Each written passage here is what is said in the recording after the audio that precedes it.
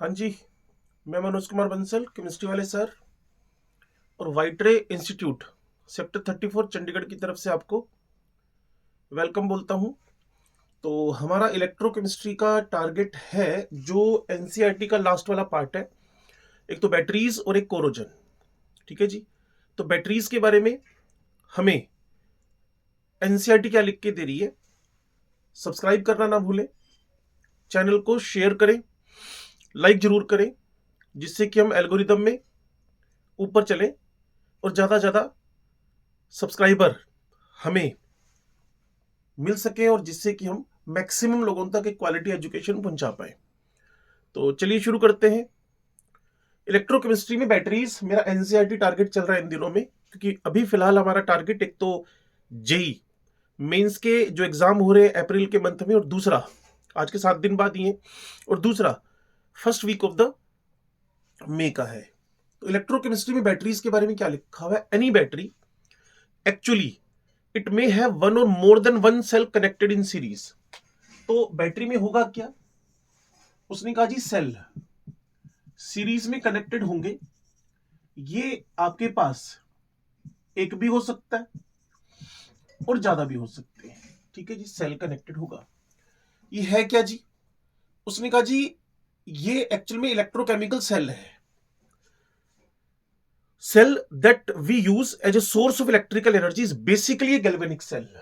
तो जो बैटरी है वो बेसिकली एक गैल्वेनिक सेल है, और गैल्वेनिक सेल के बारे में आप ऑलरेडी पढ़ चुके हो, जिसको वोल्टिक सेल बोलते हैं, जिसको आप लोग इलेक्ट्रोकेमिकल सेल बोलते हैं, जिसको आप लोग इलेक्ट्रोकेमिकल सेल बोलते हैं, और जिसका काम आप अच्छी तरह से जानते हो। ये केमिकल एनर्जी को, जिस मोबाइल पे आप मुझे देख रहे हैं या जिस लैपटॉप पे आप मुझे देख रहे हैं, वो chemical energy, lithium ion battery chemical energy, scooty को आप चला रहे हैं, जिस मोटरसाइकिल को चला रहे हैं, आजकल तो कार चल रही है, बसेस भी चल रही हैं, केमिकल एनर्जी इनमें स्टोर रहेगी और वो फर्दर इलेक्ट्रिकल एनर्जी में हमें कन्वर्ट करके देगा। ठीक है जी। The chemical energy of the redox reaction is converted into the electrical energy. Electrical energy में बदलेगा।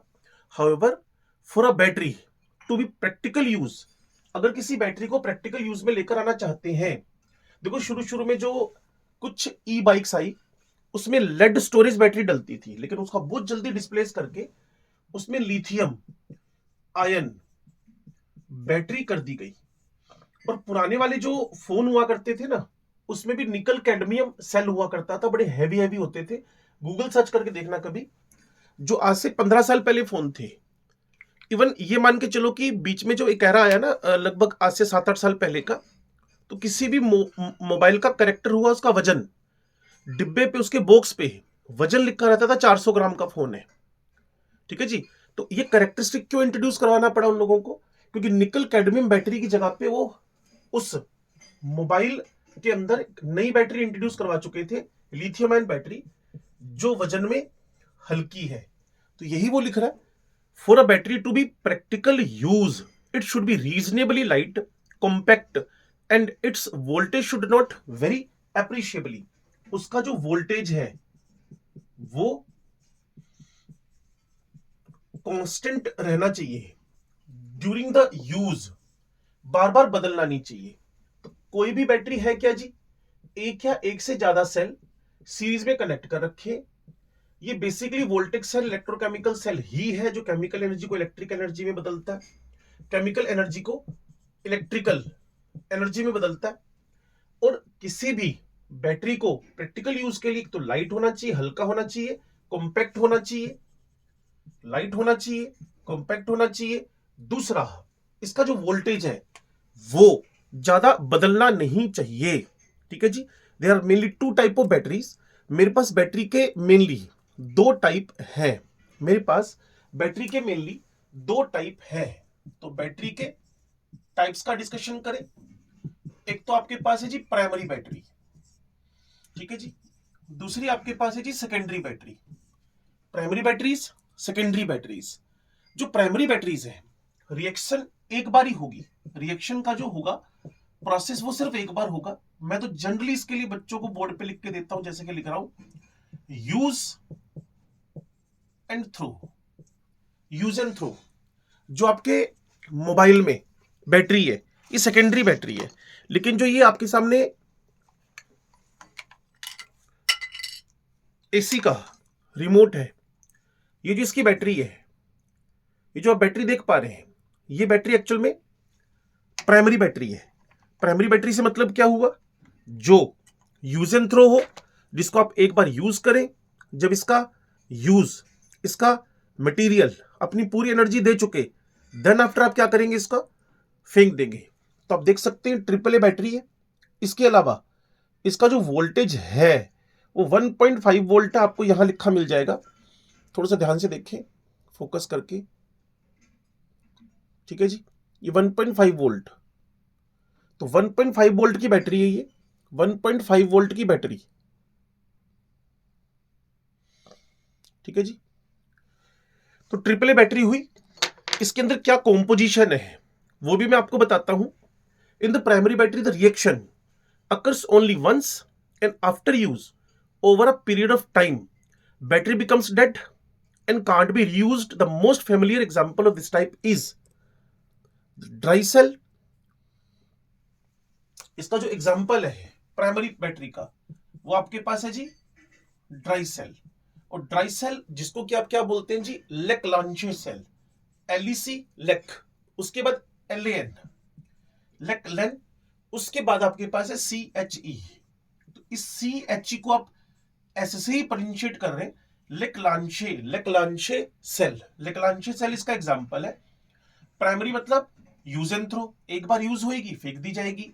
ड्राई सेल में लेक्लांचे सेल, जैसे कि मैंने अभी थोड़ी देर पहले आपको दिखाया था, जो एसी का रिमोट है या आपके टीवी का रिमोट है, उसमें जो बैटरी डल रही है, ये छोटी बैटरी थी, ट्रिपल ए वाली, डबल ए भी होती है, और ये जो बैटरीज है जो 1.5 वोल्ट का मुझे पोटेंशियल दे रही है, ये सब ड्राई सेल के अंदर एग्जांपल में आ रही है।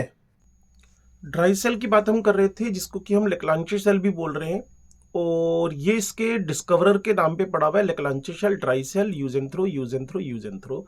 प्राइमरी सेल, प्राइमरी मतलब एक ही तरफ रिएक्शन चलनी है, सिंपल सी कहानी है। अब वो क्या कह रहा है कि इसको यूज कहाँ करते हैं, जैसे कि मैंने आपको बताया था, एसी का रिमोट है, ट्रांजिस्टर है, क्लॉक्स है, एटसेट्रा जो भी है। इसमें होगा क्या, इसमें होगा एक जिंक का सिलेंडर। जिंक का सिलेंडर, आपके यहां भी कोई पुराना सेल पड़ा हो तो उसको तोड़ कर देखिएगा। The cell consist of a zinc cylinder, ये जिंक है, या फिर एक कंटेनर लेंगे जिंक का जो भी होगा, that also acts as anode, क्योंकि इसमें ऑक्सीडेशन का प्रोसेस चल रहा है। और मैं आपको बार बार बताता रहा हूं, जब ऑक्सीडेशन हो तो उसको ऑलवेज आप एनोड बोलेंगे, चाहे वो आपका इलेक्ट्रोलाइटिक सेल हो, चाहे इलेक्ट्रोकेमिकल सेल हो। And the cathode is carbon, और आपने देखा होगा इस तरीके से एक रोड पड़ी रहती है किसके अंदर, ड्राई सेल है लेक्लांचे सेल के अंदर। The carbon consist of zinc, the cell contains a zinc anode that also acts as anode, क्योंकि जिंक है वो कंटेनर में, जिंक, जिंक खुद एनोड का काम कर रहा है, ऑक्सीडेशन प्रोसेस हो रहा है। And the cathode is a carbon graphite road surrounded by powdered MnO2। इसको सराउंड किया हुआ है आपने, इसको आपने सराउंड किया हुआ है, ये आपके पास एनोड हो गया, तो बाय डिफॉल्ट ये कौन हो जाएगा, कैथोड हो जाएगा। तो कोई याद करने की खतरनाक बात तो इसमें है नहीं। बाय द पाउडर्ड MnO2, पर आपको पता है MnO2 ब्लैक कलर का कंपाउंड है, MnO2 ब्लैक कलर का कंपाउंड है, and road surrounded by the powdered MnO2 and carbon, plus carbon रखना, कार्बन भी ब्लैक कलर का ही है, किसी पुराने सेल को तोड़कर भी आप देख सकते हैं। The space between the electrode is filled by a moist paste of the NH4Cl and ZnCl2। जो आपके पास स्पेस होगा, उसने क्या कहा, ये सराउंड किससे कर दिया गया, आपको पता चल गया ये सराउंड किससे कर दिया गया। अब जो कंटेनर का और इन दोनों के बीच का स्पेस होगा वो आप NH4Cl और ZnCl2। तो इसमें ज्यादा परेशान होने की नीड इसलिए नहीं है क्योंकि जिंक यहां था, ZnCl2 यहां है। Surrounded by the black coloured carbon MnO2, जिसको पायरोलोसाइड भी बोलते हैं डी ब्लॉक एलिमेंट्स में, और NH4Cl का मिक्सचर हमने इस जिंक एनोड और जिससे MnO2 से इसको सराउंड किया, इसके बीच में भरना है। ठीक होगी बात। The electrode reactions are complex but they can be written approximately as follows, जो एनसीईआरटी लिख रही है। तो सबसे पहले उसने मुझे एक डायग्राम दिखाया, फिगर 3.8 इलेक्ट्रोकेमिस्ट्री एनसीईआरटी में 3rd चैप्टर है। कार्बन का रोड दिखेगा जो बीच में है बिल्कुल ही, ठीक है, जिसको आप क्या बोल रहे हो जी, कैथोड बोल रहे हो। और जिंक का जो आपके पास बाहर कंटेनर है वो आपके पास वेसल है, या फिर जो जिंक का आपके पास कप है जो भी है वो एक एनोड है। MnO2 plus carbon black and NH4Cl का पेस्ट उसमें भरा हुआ है। ZnCl2 मैंने बताई था आपको। एनोड पे मैंने कहा कि क्या हो रहा है, ऑक्सीडेशन हो रहा है, zinc change to zinc +2 oxidation हो गया। कैथोड पे क्या होगा इसको हम समझ लेते हैं। जो इसने इलेक्ट्रॉन दान किए हैं इसको कोई एक्सेप्ट करने वाला भी तो होना चाहिए। जो जिंक ने इलेक्ट्रॉन डोनेट किए हैं इसको कोई एक्सेप्ट करने वाला भी होना चाहिए।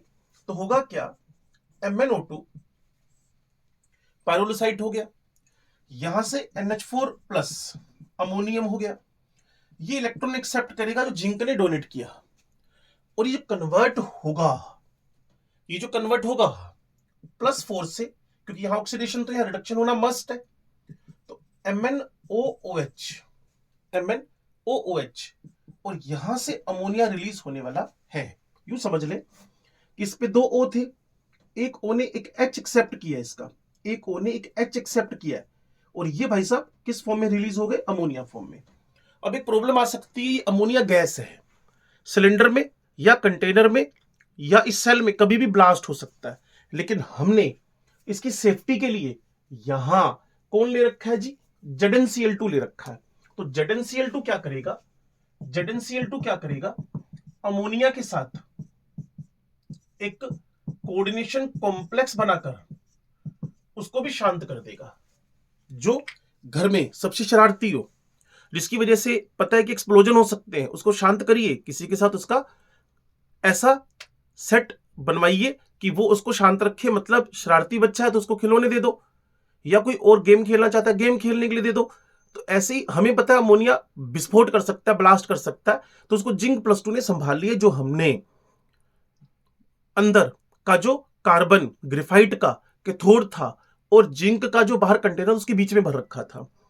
इन the reaction at cathode manganese is reduced from +4 to +3, मैंने बताया आपको रिडक्शन हो रहा है।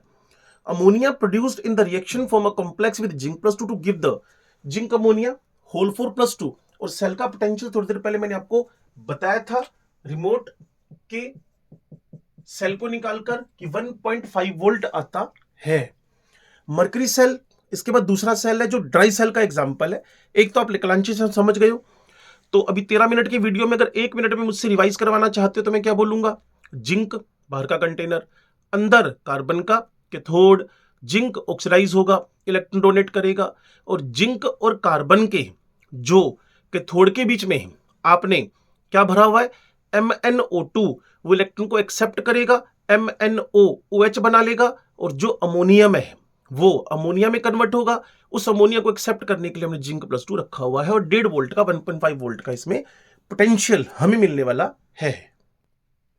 अगला आपके पास है जी मर्करी सेल, नंबर 2 है ये मर्करी सेल, जहां आपको करंट की कोई ज्यादा वैल्यू नहीं चाहिए, suitable for low current devices, low current devices के लिए फेस्ट है, जैसे कि हियरिंग एड्स, जिसे जिनको कम सुनता है उनके कानों पे जो मशीन लगती है, हियरिंग एड्स, वॉचेस हो गई, ज्यादा उसको डिमांड नहीं है करंट की, ठीक है जी, etcetera, consisting of zinc mercury. Zinc mercury एक ही ग्रुप के मेंबर है, सेकंड बी के। जिंक अमलगम एज एनोड, ये आपके पास एनोड का काम करेगा, और एनोड कौन है, ऑक्सीडाइज कौन होगा, ये भी आपको पता है, जिंक ही होगा, और कौन होगा।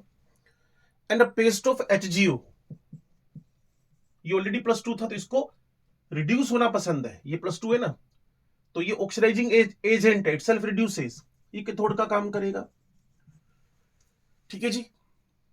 As a cathode the electrolyte is a paste of KOH, यहां जो इलेक्ट्रोलाइट, और बिना इलेक्ट्रोलाइट के तो कोई सेल को चलाना बहुत ज्यादा मुश्किल है। तो KOH और ZnO इसका इलेक्ट्रोलाइट है। द इलेक्ट्रोड रिएक्शन, मैंने आपको क्या कहा, ये एनोड है, तो इस पे ऑक्सीडेशन की पॉसिबिलिटी बनती है, और ये कैथोड है, इसमें रिडक्शन की पॉसिबिलिटीज बनती हैं। जब इन दोनों को ऐड करके आप लिखेंगे तो जिंक Hg+2, जिंक, क्लियर है। और इस पूरे प्रोसेस में अगर आप लिखने में इंटरेस्टेड हो तो क्या लिख सकते हैं जी, जो इलेक्ट्रोलाइट का OH है, ठीक है जी, ये डबल लिखा उसने, इसने इलेक्ट्रॉन डोनेट किया और ये ZNO बन गया। कोई इसमें ऐसा नहीं कि आप कुछ खतरनाक लिखने जा रहे हो। और इस पूरे प्रोसेस में हमें वोटर मिला और 2 इलेक्ट्रॉन मिले। जिंक G+2 में बदला, मेन मोटो ये था। यहां एक HgO, इसने 2 इलेक्ट्रॉन खाए और ये पानी यहीं पड़ा हुआ है, तो मरकरी यहां बनना फिक्स है। साथ में क्या निकल आएंगे, 2 OH। तो होगा क्या, जब आप फाइनल इक्वेशन लिखेंगे ये वाले 2 OH इस 2 OH से कैंसिल मार देंगे, तो final equation Zn HgO ZNO plus mercury, जैसा कि मैंने आपको बोला ये ऑक्सीडाइज होगा, बिल्कुल हुआ। ये रिड्यूस होगा, बिल्कुल हुआ।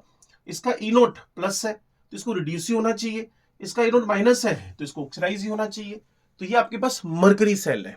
मरकरी सेल में दोनों तरफ एक तो आपके पास जिंक ऑक्सीडाइज होने के लिए रखा हुआ है, जो इलेक्ट्रॉन डोनेट करेगा, तो उसको एक्सेप्ट करने के लिए हमने HgO रखा हुआ है। और वैसे भी थोड़ा सा दिमाग पर जोर मारे, जिनके E0 माइनस है वो एनोड बनते हैं कंपेरेटिवली, और जिनके E0 SRPs प्लस है वो कैथोड बनते हैं। तो ये हरकत यहां भी हुई है। फिर उसने एक मरकरी सेल बना के दे रखा है, commonly used mercury cell, the reducing agent is zinc and the oxidising agent is mercury 2 oxide.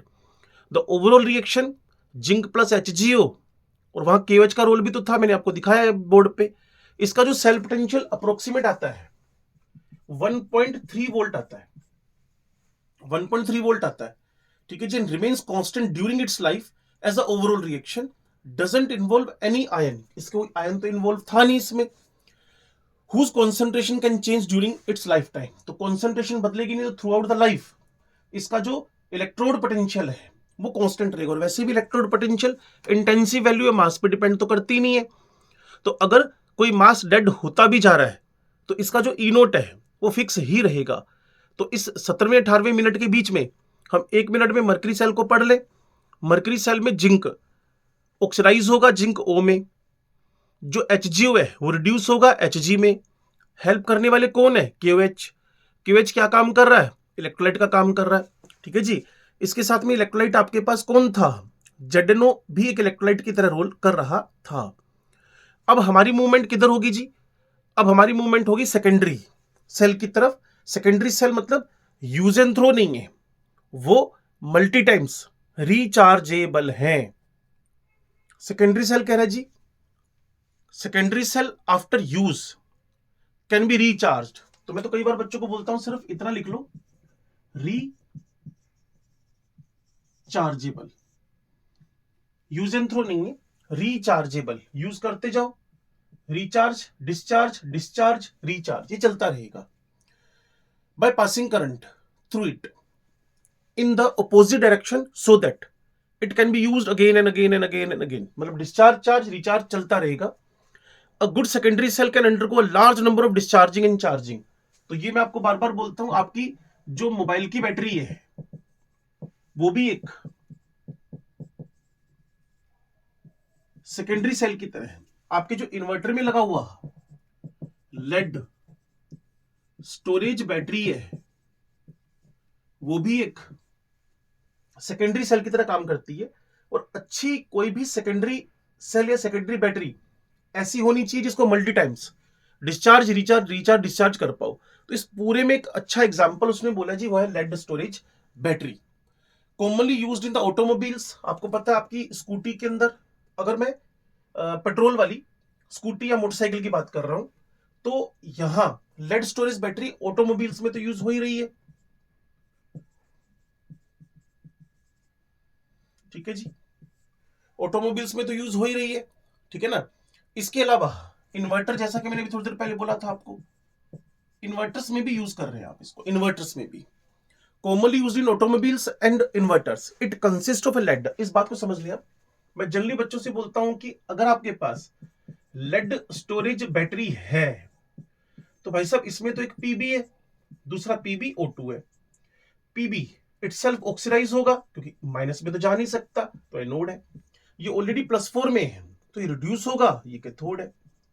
और इसका जो इलेक्ट्रोलाइट है वो आपका H2SO4 है, वो आपके पास H2SO4 है। ठीक है जी, तो क्या लिख रहे हैं? Commonly used in automobiles and inverter मैंने बताई दिया आपको। It consist lead anode, PB का एनोड है, and grid of lead packed with lead oxide, PbO2 है। अ 38% सॉल्यूशन, 38% सॉल्यूशन ऑफ H2SO4 जो इलेक्ट्रोलाइट है। जबकि जो पीछे मरकरी सेल था उसका इलेक्ट्रोलाइट हमारे पास KOH था। ठीक है जी, अब इलेक्ट्रोलाइट आपके पास सल्फ्यूरिक एसिड हो गया तो फाइनल रिएक्शन क्या चलेगी? जैसा मैं आपको बार बार बोलता रहा हूं कि एनोड है, मुझे क्या पता चलेगा कि लेड एनोड है? ये माइनस में तो जाता नहीं ऑक्सीडेशन नंबर में। अगर आप यहां तक रीच बना रहे हो तो ये समझ आपको आई होगी कि मेटल्स का माइनस ऑक्सीडेशन नंबर होना वेरी वेरी डिफिकल्ट है। मेटल्स का माइनस ऑक्सीडेशन नंबर होना वेरी वेरी डिफिकल्ट है। तो लेड एनोड इटसेल्फ क्या करेगा? ये ऑक्सीडाइज होगा, और जो PbO2 +4 पड़ा है वो रिड्यूस होगा। और जहां ऑक्सीडेशन हो उसको हम एनोड बोलते हैं, और जहां रिडक्शन हो उसको हम कैथोड बोलते हैं। ठीक है जी, तो समझते हैं इस बात को। देखो जी, एनोड मतलब मैंने क्या कहा? ऑक्सीडेशन होगा।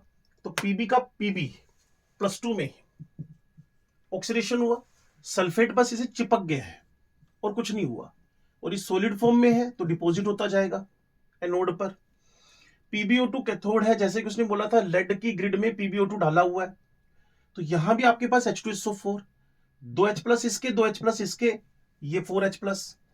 अब यहां से Pb+4, Pb+2 में बदला और सल्फेट से चिपक गया। सल्फेट के ऑक्सीडेशन नंबर में कोई चेंज नहीं आ रहा। यहां से जो दो ऑक्साइड फ्री हुए वो 4H+ के साथ मिलकर क्या बना रहे हैं जी? वाटर बना रहे हैं।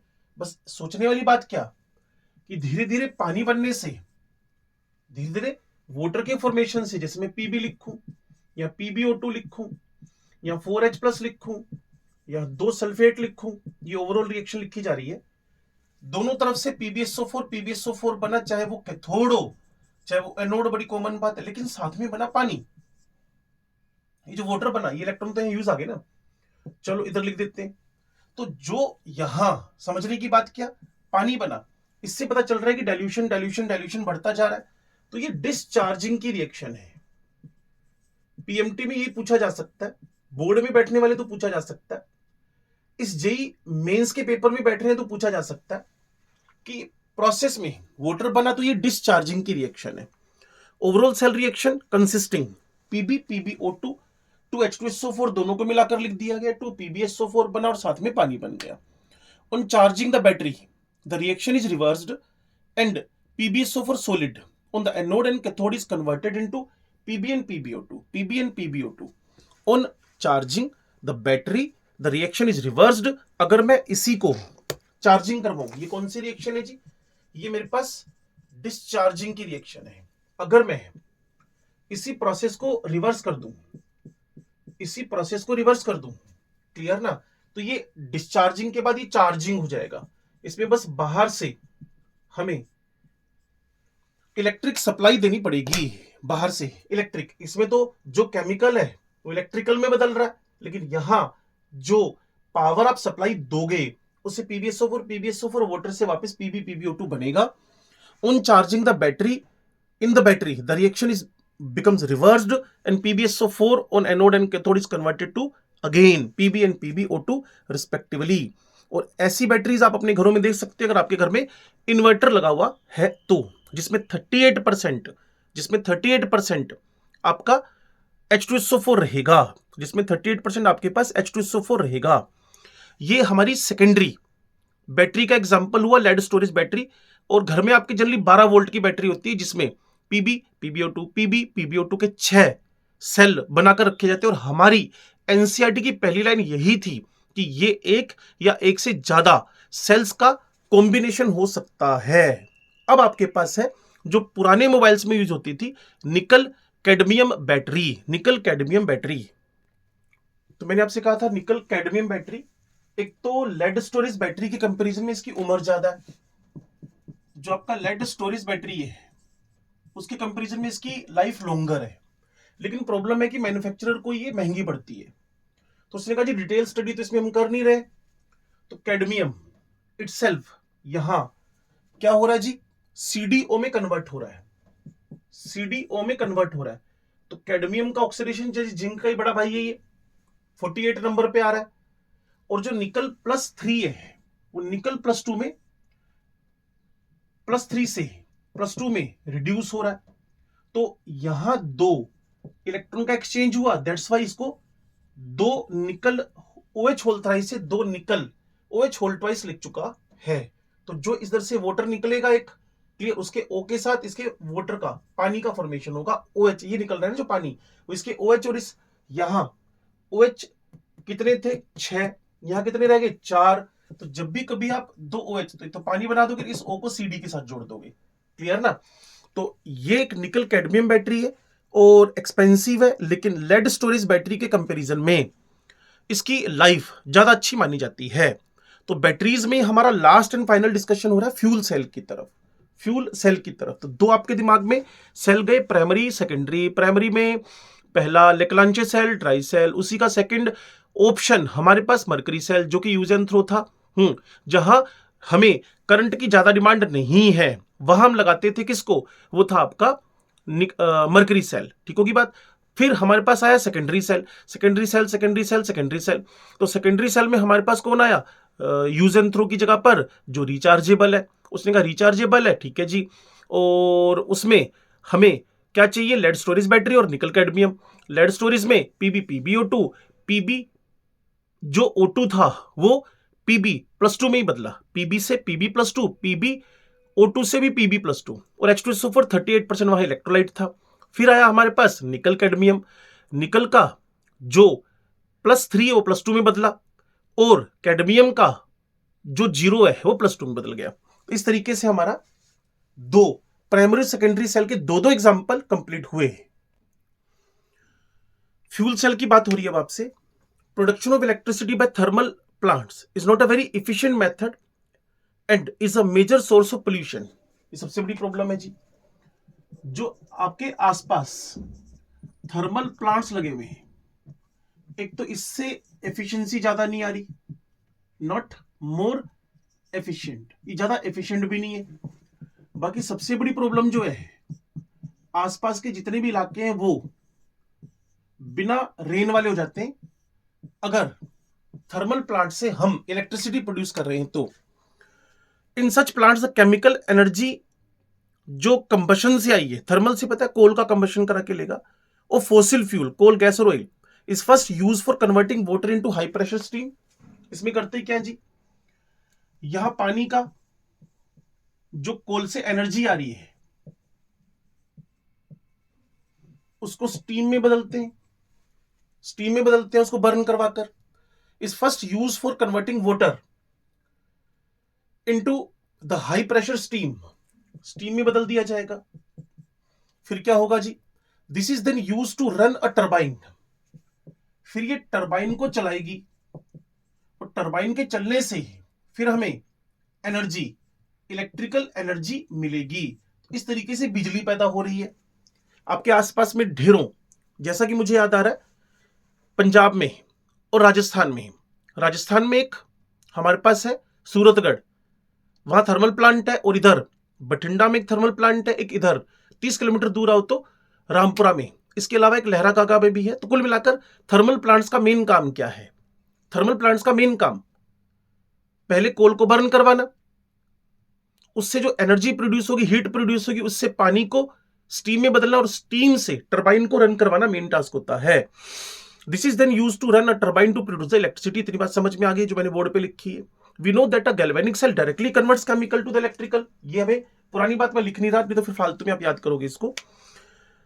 और एफिशिएंसी भी हाई है इलेक्ट्रोकेमिकल सेल की। It is now possible to make such cells in which reactants are fed continuously to the electrodes and products are removed continuously from the electrolyte compartment. Galvanic cells that are designed to convert the energy of combustion of fuel. करवाना fuel का ही combustion है, लेकिन इस झंझट में नहीं फंसना आपने, कंबशन फ्यूल का ही करवाना है। लाइक हाइड्रोजन,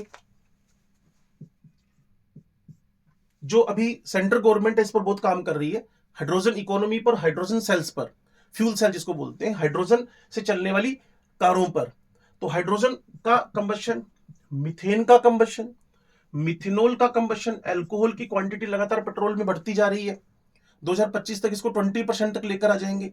तो इसको डायरेक्ट हम एनर्जी में चेंज कर देंगे, इलेक्ट्रिकल एनर्जी में है, ठीक है जी। और इसी का नाम हम क्या बोलेंगे, फ्यूल सेल। इसी का नाम हम क्या बोलेंगे, फ्यूल सेल। तो फ्यूल सेल थर्मल प्लांट के अंदर क्या काम हुआ ये मैंने बताया। और जो अब हम इलेक्ट्रोकेमिकल सेल के थ्रू, इलेक्ट्रोकेमिकल सेल के थ्रू ये काम करवा रहे हैं। तो जैसे कि मेरे सामने एक केमिकल सेल फ्यूल सेल के फॉर्म में बना हुआ है, एक तरफ इसका एनोड है। अब मान लो मैं हाइड्रोजन ऑक्सीजन सेल की बात कर रहा हूं, इससे पानी बनता है, ठीक है। इसमें हाइड्रोजन 0 से प्लस में बदला। और मैं आपको ढेरों बार एक बात बता चुका हूं, जहां ऑक्सीडेशन होगा उसको आप एनोड बोलोगे। ये 0 से -2 में कन्वर्ट हो गया, तो इसको आप कैथोड बोलोगे। तो थोड़ा सा अगर आप टेक्निकल टच डाल दो ना तो याद करने आसान हो जाते हैं। तो एनोड में हाइड्रोजन जा रही है, कैथोड में ऑक्सीजन जा रही है, और जो इलेक्ट्रोलाइट इसमें है वो आपके पास है KOH।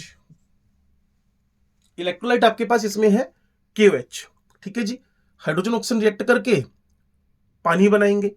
One of the most successful fuel cell use the reaction of hydrogen with oxygen to form the water. और इससे आपको यह भी पता है, मैं थर्मोडायनेमिक्स में आपको बताता रहा हूं, 285 किलोजूल पर मोल एनर्जी भी निकलती है। The cell was used for providing electrical power in the Apollo space programme. इसको हमने यूज किया था अपोलो स्पेस प्रोग्राम में, अपोलो स्पेस प्रोग्राम में इसको यूज किया था। The water vapour produced during the reaction were condensed and added to the drinking water supply. इसको फिर हमने पानी किसके लिए, फॉर द ड्रिंकिंग पर्पज रख लिया, ड्रिंकिंग पर्पज रख लिया, ठीक है जी, ड्रिंकिंग पर्पज के लिए रख लिया। फिर क्या कहा जी, in the cell hydrogen and oxygen are bubbled through porous carbon electrodes. दोनों तरफ कार्बन के इलेक्ट्रोड्स हैं। चाहे मैं H2 को रिएक्शन करवाऊं, O2 को रिएक्शन करवाऊं, पानी बनाऊं, दोनों के दोनों हम कार्बन के इलेक्ट्रोड्स पे यूज कर रहे हैं। दोनों के दोनों हम कार्बन के इलेक्ट्रोड्स पे यूज कर रहे हैं, बस एक कैथोड है और एक एनोड है। Into concentrated aqueous KOH। मैंने बताया था इलेक्ट्रोलाइट यहां KOH है।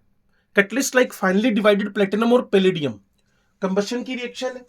तो यहां PD या PT एस कैटलिस्ट ले सकते हैं, PD या PT एस कैटलिस्ट ले सकते हैं। Metal are incorporated into the electrode for increasing the rate of reaction.